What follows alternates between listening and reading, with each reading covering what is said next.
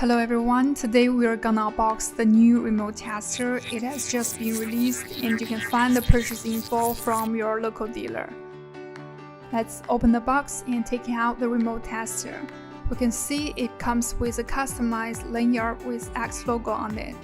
The lanyard can be tied to the product, which is very convenient. Let's take a look at the product. It's battery operated and this is battery cover. Remove the cover, you'll see the battery compartment. We'll need two AAA batteries to power it up. On the front of the device, we can see a power button at the bottom. Install the batteries, the power light will be on. On the upper left corner, this is the immobilizer and door handle signal indicator light, and this is the infrared indicator light. In the middle part, you'll find the frequency test area, which allows you to test 315, 433, 868, 902 MHz and other common frequencies. The device will automatically shut down after about 30 seconds idly to ensure you get the best battery life. Then let's talk about how to use the remote tester exactly.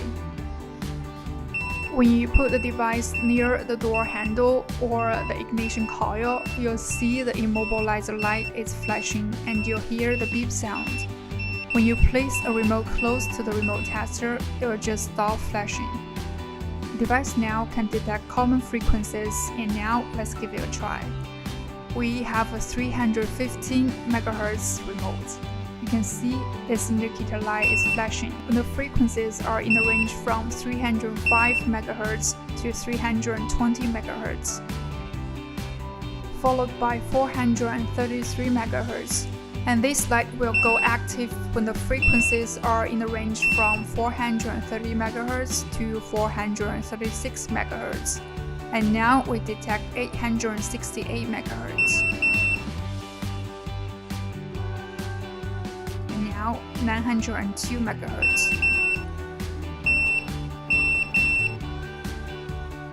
This area is for infrared signal detection. The light will turn on when it receives infrared signal.